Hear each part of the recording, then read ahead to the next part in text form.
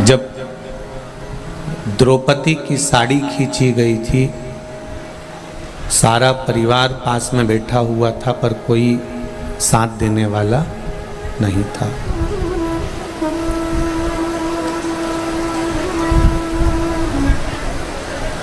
जब साड़ी के समय पर किसी ने साथ नहीं दिया, तो नाड़ी के समय पर कौन साथ देने वाला है? जब हॉस्पिटल में पड़े रहोगे, डॉक्टर नाड़ी देख रहा होगा, तब कोई साथ नहीं देगा। साड़ी के समय पर भी वो द्वारका नाथ आया, तो नाड़ी के समय पर भी वो देवाधिदेव महादेव जरूर आएगा, ये निश्चित है। साड़ी के समय पर भी सारा परिवार बैठा हुआ था, कोई साथ देने वाला नहीं था। तब अंत समय भगवान को बुलाया और भगवान आए। उसी तरह अंत समय में नाड़ी देख रहे होंगे, नब्ज देख रहे होंगे, और नाड़ी हाथ में पकड़ कर देख रहे होंगे कि अब कुछ बचा नहीं है। पूरा परिवार साथ में होगा, पर बचाने वाला कोई नहीं होगा। अंत समय कोई आएगा नहीं आएगा, किसका भरोसा है?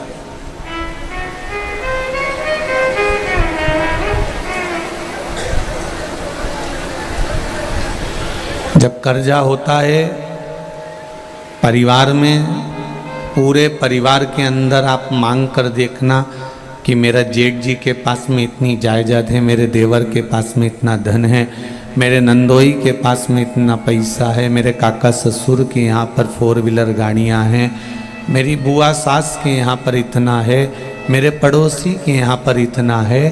सबके पास जाना और कहना मेरा 25 लाख का, 50 लाख का, 10 लाख का कर्जा है, चुका दो। कोई चुकाएगा? कोई नहीं।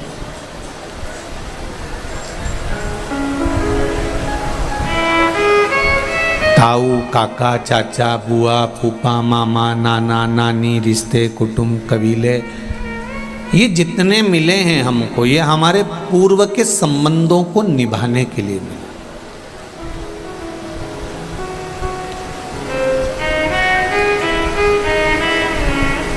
पूर्व का संबंध निभाने के लिए इनको भगवान ने हमारे साथ लगाया है कि ये तेरे मामा जी बनेंगे, ये तेरी बुआ जी बनेगी, ये तेरे चाचा बनेंगे, ये तेरे ताऊ बनेंगे, ये तेरे काका बनेंगे, ये तेरे पिता बनेंगे, ये तेरी माता बनेंगी, ये तेरी बहन बनेगी, ये भाई बनेगा। ये सब पुरानी प्रतिक्रिया जो हमने करी है, पुराना कर्म जो हमने करा है, उस कर्म के अनुसार हमको भोगने के लिए, और इनसे हमने कुछ लिया होगा तो इनको लौटाने के लिए, ये सब हमारे कर्ज को चुकाने के लिए आए हुए हैं। हमारा ये दूसरा कर्म न करने के लिए नहीं आए।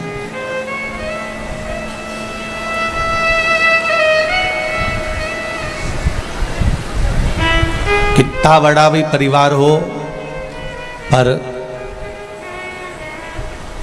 दुख की घड़ी में कोई खड़ा नहीं मिलता।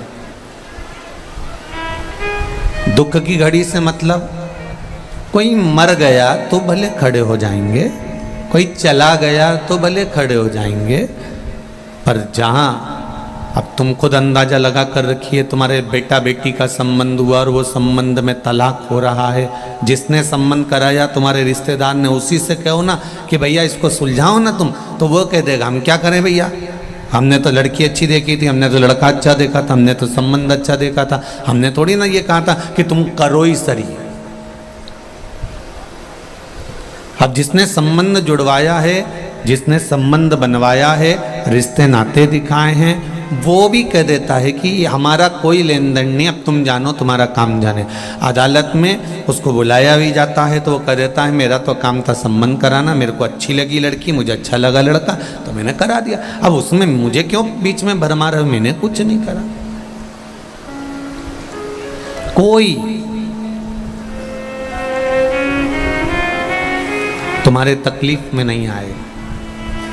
साड़ी खींची, दुशासन ने, पूरा परिवार बैठा था, भीष्म पितामह, गुरु द्रोणाचार्य, धृतराष्ट्र, गांधारी और पांडव, कौरव सब बैठे थे, सब रिश्तेदार थे। कोई ऐसा नहीं था कि कोई रिश्तेदार नहीं था। कौन बचाने आया? कोई नहीं। साड़ी के समय पर भी वो द्वारका का नाथ बचाने आया था, तो नाड़ी के समय पर, अंत समय में जब प्राण छूटेंगे, वेंटिलेटर पर जीव पड़ा रहता है, आईसीयू में पड़ा रहता है, डॉक्टर अपना काम करेंगे, सिस्टर समय समय पर आकर दवाई दे देगी, परिवार वाले पैसा लगा देंगे, खूब जांचें करवा देंगे, धन लगा देंगे, पर भोगना तो इस शरीर को पड़ेगा ना, भोगेगा तो शरीर।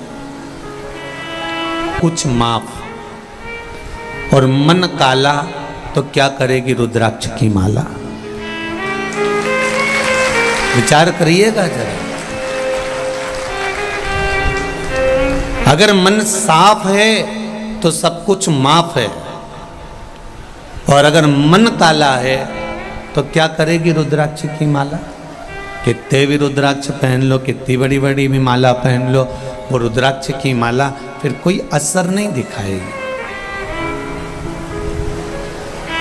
एक मुखी रुद्राक्ष और एक मुखी मनुष्य मिलना बहुत कठिन है महाराज। एक मुखी रुद्राक्ष भी नहीं मिलता और एक मुखी मनुष्य भी नहीं मिलता जो अपनी बात पर टिका रहे, अपनी बात पर अड़ा रहे कि हाँ ये होगा।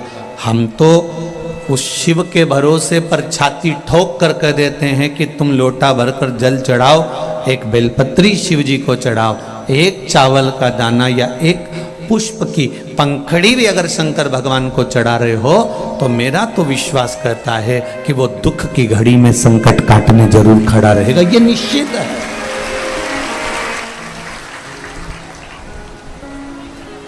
उसको दिखावा नहीं चाहिए, उसको ढोंग प्रपंच नहीं चाहिए, उसको ये सारे दिखावे से, सारे ढोंग से कि मैं ये चंद बहुत त्रिपुंडा लगा लूं, बहुत लंबे बाल बढ़ा लूं, या मैं बहुत फैशन कर लूं, या मैं बहुत सारी माला धारण कर लूं तो भगवान मुझे मिल जाएगा, ऐसा नहीं है।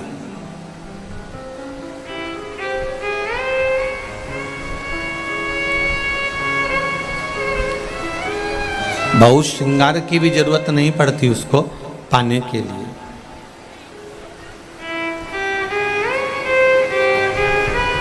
उसको पाने के लिए बहुत ज़्यादा श्रृंगार भी नहीं चाहिए, उसको पाने के लिए बहुत कपड़े भी नहीं चाहिए, उसको पाने के लिए बहुत सारा आभूषण भी नहीं चाहिए। उसको पाने के लिए तो केवल तुम्हारा निर्मल मन चाहिए। तुम किसी के प्रति गलत सोचो ना, व्यर्थ विचार करो ही ना।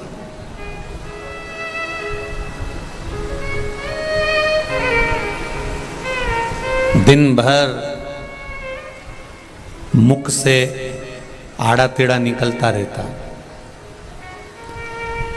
ये जितने बैठे हो ना तुम आस्था चैनल पर, फेसबुक, यूट्यूब या इस सालासर की भूमि पर, कोई भी हो, कोई भी बैठा, दिन भर हमारे मुंह से, हमारे मुख से बहुत सारी बातें निकलती है, बहुत सारे शब्द निकलते हैं, किसी के लिए अच्छा, किसी के लिए बुरा, किसी के लिए भलाई का, किसी के लिए बुराई का। हम विचार करें जरा, दिन भर व्यस्तता की जिंदगी में थोड़ा सा समय अगर हमने भगवान के लिए निकाला है तो क्या परमात्मा हमारे दुख काटने के लिए समय नहीं निकालेगा?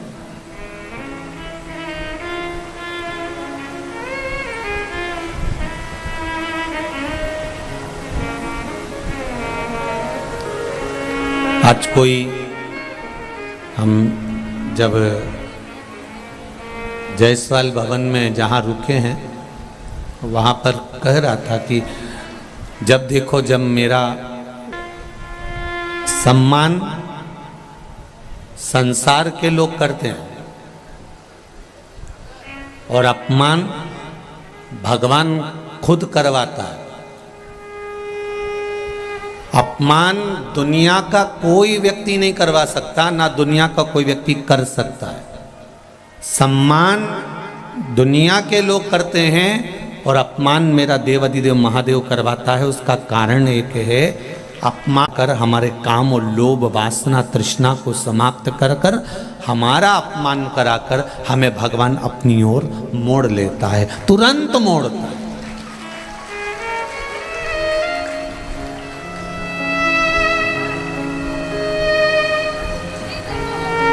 तुरंत मोड़ता है।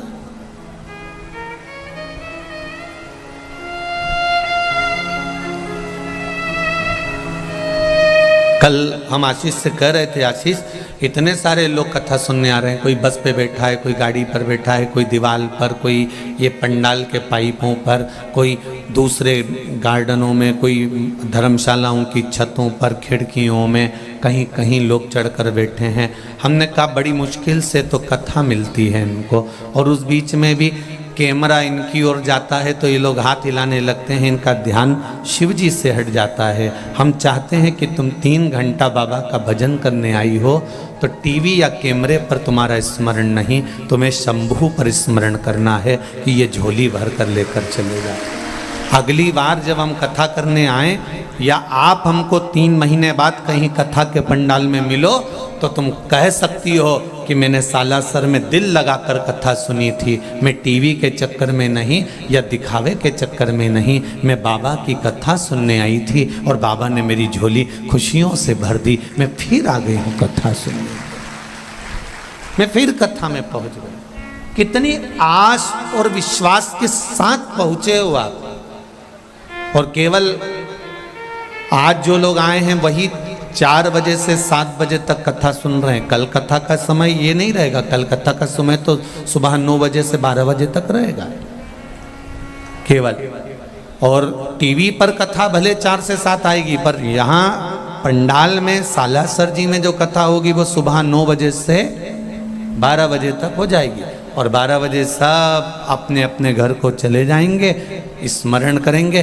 पर कोई पूछेगा आपसे कि तुम सालासर जी गई थी, बालाजी के धाम गई थी, तुम बाबा की कथा सुनने गई थी और भगवान शंकर का अवतार है मेरे सालासर वाला, 11वां रुद्र अवतार है भगवान का, तो वहाँ से क्या मिला? तो कह देना कि ये तो मैं 3 महीने बाद बताऊंगी, अगर मैंने दिल से सुनी है तो वह दिल से देगा जरूर, ये निश्चित है। खाली झोली नहीं रखता वो, भरकर भेजता है। और पहले विचार करो कि तुम किसके आई हो।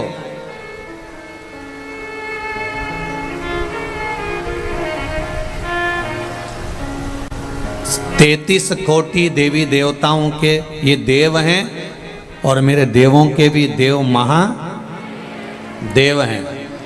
इंद्रदेव से पूछा जाए कि तुम्हारे दादाजी कौन है तो कहते हैं शंकर जी। ब्रह्मा जी से पूछा जाए तुम्हारे दादाजी कौन है तो शंकर जी, क्योंकि भगवान विष्णु के पिता भगवान शिव और भगवान विष्णु की नाभि से निकले हैं ब्रह्मा, तो ब्रह्मा जी के तो दादा भगवान शंकर हुए। 33 कोटि देवताओं के भी दादा परदादा ऋषि संत मुनि साधक उपासक, इन सब के पुण्यों के भी पुण्य हैं, पूर्वजों के भी पूर्वज हैं, तो वो शिव है, वो शंकर है।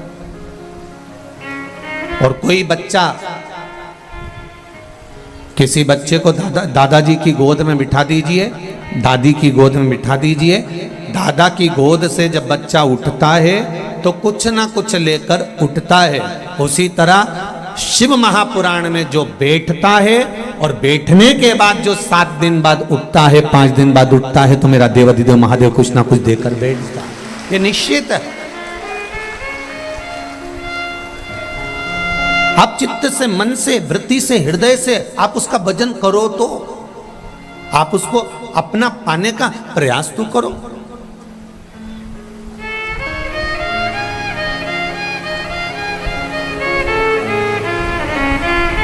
जितना तो वो तप से नहीं मिलता, जितना वो साधना से नहीं मिलता, जितना वो आराधना से नहीं मिलता, उतना वो केवल सत्संग से मिल जाता है। एक प्रसंग आता है वशिष्ठ ऋषि और विश्वामित्र जी का, दोनों में लड़ाई हो गई है, आपस में थोड़ा सा विवाद हो गया। वशिष्ठ ऋषि, वशिष्ठ बाबा और विश्वामित्र बाबा, दोनों में विवाद हो गया। विश्वामित्र जी कह रहे हैं कि तप बढ़ाए, क्योंकि विश्वामित्र जी ने जिंदगी भर राजघराना होते हुए दिखते थे। क्या बैकुंठ में दरवाजे नहीं थे? और आज के समय में तो कमरों में दरवाजे लगाना पड़ते हैं। हमने कब पहले दरवाजा लगाने की जरूरत ही नहीं पड़ती थी, क्योंकि नारायण सोते थे और लक्ष्मी चरण दबाती थी। आज के जमाने में दरवाजा इसलिए लगाना पड़ता है क्योंकि लक्ष्मी सोती है, नारायण चरण दबाते हैं।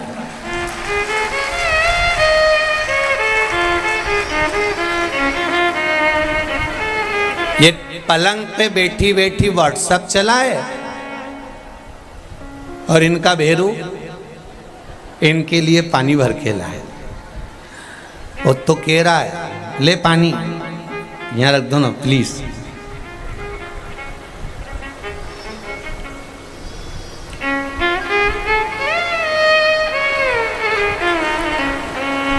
अब वो पानी रख दिया। लाइट बंद कर दोगे क्या? बेचारा भेरू उठा, चंद्र घंटा जगदम्बा का स्मरण किया, ठीक है लाइट बंद करी। इतने में किसी ने दरवाजा बजाया, बाहर की घंटी बेल। फिर बोली जाओ ना देख के आओ कौन आया। बेचारा फिर गया।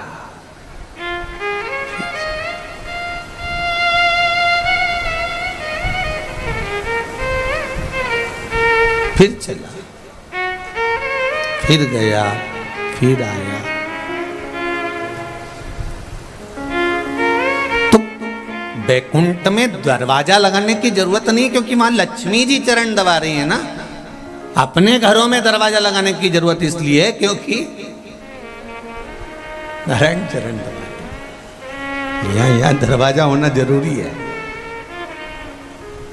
घर की जो बुजुर्ग माता है ना, इनका मन इसलिए तो दुखता है। इनका जो छोरा था ना, वो छोरे के लिए माओं ने कितना काम किया। ला छोरा मैं पानी रख दूं, ला छोरा मैं बाथरूम में ये रख दूं, ला छोरा मैं रोटी ला दूं, ला छोरा मैं ये कर दूं। और वही छोरा शादी के बाद में वो उसके कहने पे चले तो बेचारी माओं का हृदय ऐसा रोए। मेरा छोरे के लिए मैं आगे आगे करती थी और ये जब से आई है ना, पूरा गुलाम बना के रख दिया इसने, पूरा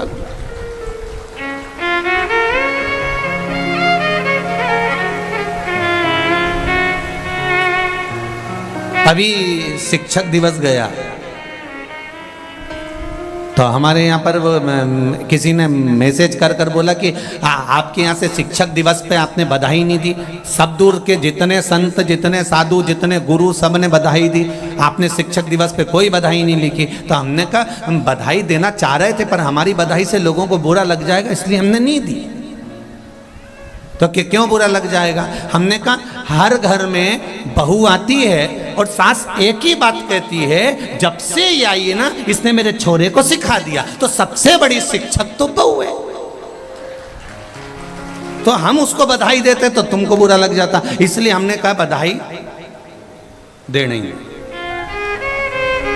जब देखो जब एक ही बात निकलती, इसने कुछ सिखाया होगा, इसने कुछ सिखाया होगा। तो मतलब इतने दिन से ये ढोर था कि मालूम नहीं था कुछ भी जो सिखाया होगा। बस निवेदन इतना सा है, आपके घर के जो संस्कार हैं वो आपके सम्मुख में बोलते हैं। आपने अगर अच्छा संस्कार दिया, आपने श्रेष्ठ संस्कार दिया, आपने श्रेष्ठता बताई है, तो वो श्रेष्ठता दिखाएगा, ये निश्चितता है। भगवान विष्णु के पास में गए तो भगवान नारायण लेटे हुए थे, लक्ष्मी मैया चरण दबा रही थी और लक्ष्मी जी चरण दबा रही, तो इतने में पहुंच गए वशिष्ठ बाबा, विश्वामित्र, दोनों ने अपनी बात कही। तो कहते से भगवान विष्णु ने कहा मैं तुम दोनों के पचड़े में नहीं पड़ना पड़ता, इसलिए मैं चाहता हूं कि तुम जाओ तो ब्रह्मा जी के पास जाओ। ब्रह्मा जी के पास भेज दिया। ब्रह्मा जी बताओ तब साधना बढ़ी कि सत्संग बढ़ा? ब्रह्मा जी बोले मुझे तो कुछ नहीं मालूम भैया, मैं तो यहाँ से बाहर जाता नहीं हूँ, तुम भगवान शंकर के पास जाओ। शिव जी के पास गए तो भगवान शंकर ने कहा क्या बात है कि तप बड़ा है कि सत्संग बड़ा? तप साधना बड़ी है कि सत्संग भजन बड़ा है? शंकर भगवान ने कहा इसका उत्तर तो शेषनाग जी दे देंगे, मेरे को देने की जरूरत ही नहीं। जब मेरा खुद मुनीम इसका उत्तर दे देगा तो मैं काय को दूं? जाओ आप जाकर शेषनाग जी से पूछो। शेषनाग भगवान के पास पहुंच। शेषनाग जी के पास जाकर वशिष्ठ जी ने और विश्वामित्र जी ने कहा बताओ तब साधना बड़ी कि सत्संग बड़ा? शेषनाग जी बोले उत्तर जब दूंगा जब मेरे ऊपर से थोड़ा सा वजन कम होगा। ये पृथ्वी लगातार मेरे फंड पर घूम रही है, इसको थोड़ी देर रोक दो। रोक दो के तो मैं तुम्हारी बात सुनूंगा और सुनूंगा तो उत्तर दूंगा। सिर पे इतना सारा टेंशन भरा हुआ है और मैं तुम्हारे को उत्तर दे दूं, ये मेरे बस की बात नहीं। इतने में तुरंत विश्वामित्र जी ने कहा मैं 1 मिनट में रोक देता हूं। और विश्वामित्र जी ने तुरंत हाथ में जल लिया।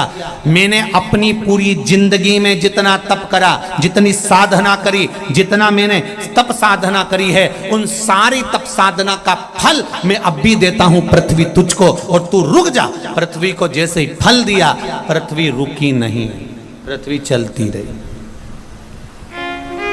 घूम रही थी। विश्वामित्र जी ने कहा कि मेरी जिंदगी का सारा तप साधना का फल पृथ्वी तुझे देता हूं, तू रुक जा। पृथ्वी नहीं रुकी। और थोड़ी देर बाद जब पृथ्वी नहीं रुकी, तब शेष नारायण ने कहा कुछ करिए तो मैं उत्तर दूं। वशिष्ठ बाबा ने हाथ में जल लिया। जल लेकर कहा मैंने इतने दिन जो सत्संग करा है, उस सत्संग को मैं अगर 3 घंटे करता हूं तो उस 3 घंटे के सत्संग में से आधा घंटा भी निकाल लो, आधे घंटे के सत्संग में से 1 मिनट निकाल लो, 1 मिनट के सत्संग में से भी मात्र आधा क्षण निकाल लो। मैंने अपनी जिंदगी का अगर आधा क्षण हृदय से सत्संग किया है तो ये पृथ्वी रुक जाए। जल छोड़ा और पृथ्वी रुक गई, पृथ्वी रुक। शेषनाग से पूछा बताओ कि तप साधना बड़ी कि सत्संग बड़ा? तो शेषनाग बोले बोलने की जरूरत ही नहीं, पृथ्वी तप साधना से नहीं रुकी है। जीवन भर के तप साधना का पुण्य दिया तो पृथ्वी नहीं रुकी, पर 1 क्षण का, आधा क्षण का सत्संग का फल दिया और पृथ्वी रुक गई। आपसे वही कहना चाहता हूं कि शिव महापुराण अगर दिल से सुनी है और 1 क्षण का भी अगर तुम्हारा मन शंकर में लग गया तो निश्चित है जिस कार्य के लिए आए हो वो कार्य बाबा पूर्ण कर ही देगा, ये निश्चित था। आदि में पुनिया तुलसी बाबा लिखते हैं थोड़ा भी सत्संग मिला तो वो जीवन की सार्थकता है, थोड़ा भी सत्संग मिला तो वो आनंद देगा और जरूर देगा।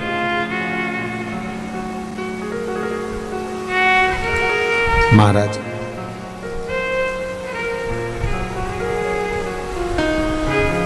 खाली न जाता कोई दर से तुम्हारे, खाली न जाता कोई दर से तुम्हारे, मैं भी खड़ा हूँ नन्ही बाहें पसारे, मैं भी खड़ा हूँ नन्ही बाहें पसारे। अपने हृदय से लगा लो, लगा लो, गिरा जा रहा हूँ, उठा लो, उठा लो। प्रभु अपने दर से अब तो न टालो, गिरा जा रहा हूँ, उठा लो, उठा लो। हे भगवान, तुम्हारे दरबार से कोई खाली नहीं गया तो मैं कैसे जा सकता, कैसे पहुंचूंगा?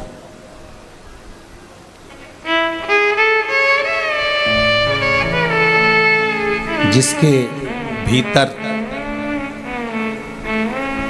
भक्ति का बल बढ़ जाता है उसके अपने आप कार्य सिद्ध हो जाते हैं। बस भक्ति के बल को बढ़ाना पड़ेगा। सम्मान संसार के लोग देते हैं और अपमान भगवान देता है कि उसको अपनी ओर खींचने के लिए। मीराबाई को कितने ताने दिए गए, अपशब्द बोला गया, ताने दिए, आड़ा टेढ़ा बोला। संत नामदेव जी को बोला, तुकाराम जी को बोला, रामकृष्ण परमहंस को बोला, चैतन्य महाप्रभु जी को बोला, श्रीमद् वल्लभाचार्य, श्री रामानुजाचार्य, आचार्य निम्बार्काचार्य, जितने भी भारत भूमि के बड़े बड़े संत हुए, लोगों ने इनको अपशब्द कहे और कहते रहे, कहते रहे।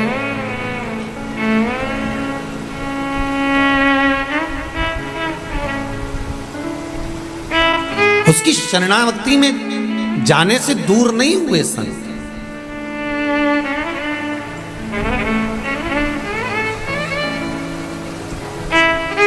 कई लोग कहते हैं गुरुजी, हमारे गुरुजी कहते हैं कि भगवान के सामने हाथ फैलाकर कभी नहीं मांगना चाहिए।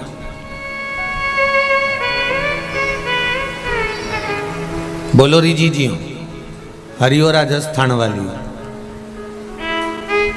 कई लोग कहते हैं तुमने शिव पुराण ऐसी चालू कर दी कि भगवान के आगे जाके बोल दो, भगवान तुम्हारा काम कर देगा, भगवान के आगे जाके बोल दो, भगवान तुम्हारा काम कर देगा। है ये कोई तरीका है? हमारे गुरुजी कहते हैं कभी भगवान के सामने जाकर कुछ मत मांगो,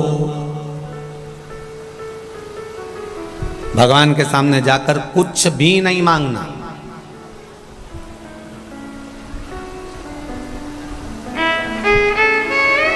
हमने कहा तुम्हारे गुरुजी कहते हैं तो वैसा कर लो, उसमें क्या दिक्कत है? सही है कि गलत है? जिसके गुरुजी जो बताएं वो करो। पर हमने तो जो सीखा है वो आपको बता रहे हैं। जब कर्जा बढ़ जाता है, घर में दुख आकर खड़ा हो जाता है, तो सोने की रकम कपड़े में बांध कर उसको लेकर चुपचाप से सुनार की दुकान पर जाया जाता है। बोलो सही है कि गलत है? अरे बोलो, जम के बोलो।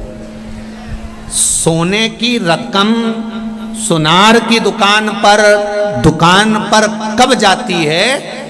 अपने घर की रकम दुकान पर जब जाती है जब दुख आता है। नहीं तो कोई अपनी रकम को दुकान पर लेकर नहीं जाता। उसी तरह ये शरीर और ये मन भगवान की शरण में जब जाता है जब दुख आता है। जब दुख आएगा तभी तो दुकान पर जाया जाएगा।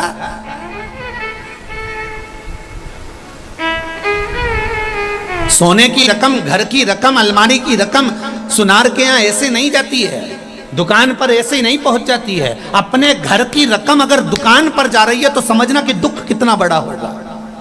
अपने घर में रखा हुआ सोने की चेन, अंगूठी, मंगलसूत्र, हाथ की चूड़ियां अगर जा रही है दुकान पर तो विचार करना कि दुख कितना बड़ा होगा, तकलीफ कितनी बड़ी होगी। जो रोता हुआ आंख में आंसू भरकर दुकान पर लेकर गया, दुकानदार ने कहा सेठ जी तुम ये क्यों लेकर आ गए? ये तो भाभी के हाथ की चूड़ी दिख रही है, ये तो मम्मी के हाथ का कड़ा दिख रहा है, तुम इसको लेकर क्यों आ गए? तो उसने कहा बहुत दुखी हूं, बहुत तकलीफ में हूं, इसलिए घर की रकम को लेकर आया हूं दुकान पर कि ये रकम अगर दुकान पर आएगी थोड़ा सा पैसा मिल जाएगा तो कर्जा चूक जाएगा। घर की रकम दुकान पर जब जाती है, जब बहुत अति हो जाती है, दुख आ जाता है, तब वो रकम दुकान पर पहुंचती है। उसी तरह ये आत्मा, ये शरीर, ये मन भगवान शंकर के पास जब जाता है तो बहुत दुख खड़ा हो जाता है कि अब इसको देना जरूरी है, ये सुधार सकता, ये दुख मिटा सकता है,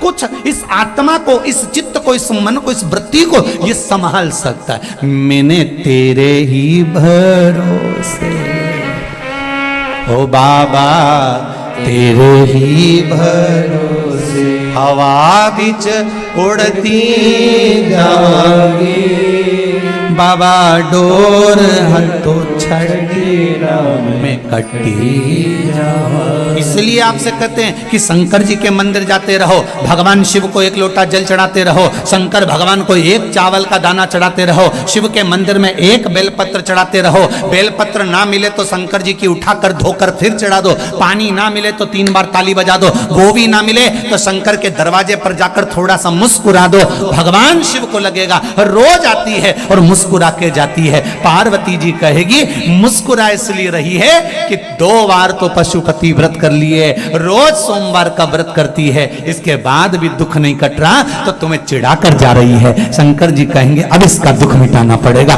मुस्कुरा उसके दरवाजे पर जाकर, उससे कहो तो दिल की बात। इस शरीर को लोग कहते हैं आपके गुरुजी ने कहा कि भगवान से कुछ नहीं मांगना चाहिए, पर हमारी तो शिव महापुराण की कथा कहती है जो कुछ भी मांगना संसार से मत मांगना, उस उघड़तानी से मांगना जो दुनिया को देता है वो तुम्हें दे। आपके गुरुजी ने कहा भगवान से कुछ मत मांगो, पर हमारी शिव पुराण तो कहती है कि किसी से मत मांगो पर उससे मांगो, वो तुम्हारा बाप है, जगत का बाप, जगत का पिता, देव अधिदेव महादेव है, उसके पास चले जाओ दिल से।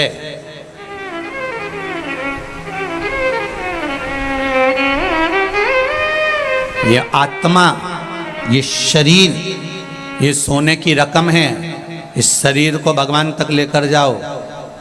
दुख जब आता है तभी रकम दुकान पर जाती है, तो ये शरीर भी जब ही जाना चाहिए परमात्मा के द्वार। अब बहुत गंदा हो गया, बहुत तकलीफ में हूँ, कहाँ जाऊँ?